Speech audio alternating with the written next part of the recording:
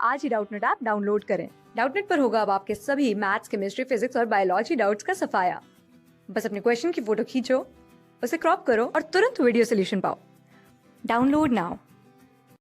इस क्वेश्चन में हमारे पास दिया हुआ है कि जब हम कैरियर्स मेथड यूज़ कर रहे हैं फॉस्फोरस का एस्टिमेशन करने के लिए, तो जो फॉस्फोरस हमारे ऑर्गेनिक कंपाउंड में प्रेजेंट होता है उसको हम क्वांटिटेटिवली किस प्रकार से प्रेसिपिटेट कर पाते हैं। प्रेसिपिटेट करवाने का मतलब है कि हम एस्टिमेशन उसी से करते हैं जो प्रेसिपिटेट हमारे पास बनता है।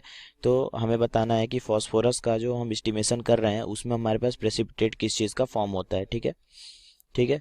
तो मैं फर्स्ट में आपको बताना चाहूँगा कि जो फॉस्फोरिक एसिड होता है उसको हम जो हमारा फॉस्फोरस होता है उसका एस्टिमेशन कैसे करते हैं।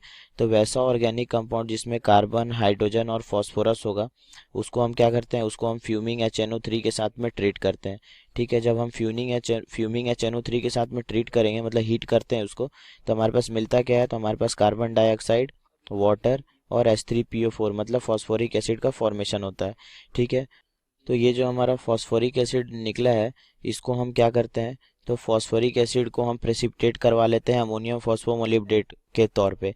और ये बनेगा कैसे, तो यहाँ पर हम क्या करेंगे, H3PO4 को रिएक्ट कराएंगे किसके साथ में, तो अमोनियम मोलिब्डेट के साथ में रिएक्ट कराएंगे। और अमोनियम मोलिब्डेट क्या होता है, NH4 होल ट्वाइस MOO4, इसके साथ में ट्रीट कराते हैं in the presence of HNO3।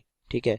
तो हमारे पास कुछ इस प्रकार का रिएक्शन होता है और हीट करने पे हमारे पास क्या निकलता है, तो यहाँ पर हमारे पास निकलता है NH4 होल थ्राइस PO4.12MOO3। ये हमारे पास क्या हो जाता है, प्रेसिपिटेट आउट हो जाता है।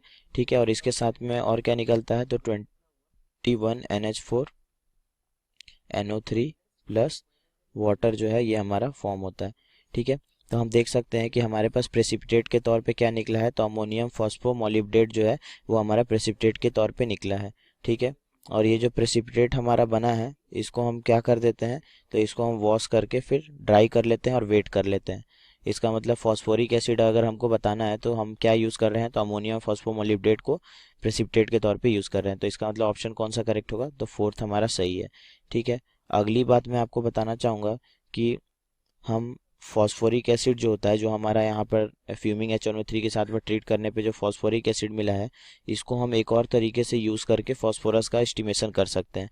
तो हम इसको कैसे ट्रीट करेंगे, तो इसको हम मैग्नीशियम क्लोराइड MgCl2 और NH4Cl के साथ में रिएक्ट कराते हैं। तो यहाँ से हमारे पास क्या निकलता है, तो हम देख सकते हैं यहाँ से हमारे पास निकलेगा MgNH4PO4। ठीक है। ये हमारे पास रिलीज होता है। ठीक है। जो कि वाइट प्रेसिपिटेट का फॉर्मेशन करता है। ठीक है।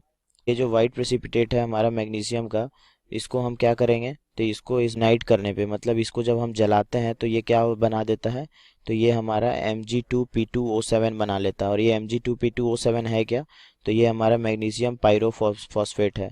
ठीक है। मैग्नीशियम पायरोफॉस्फेट का फॉर्मेशन कर लेता है। ठीक है।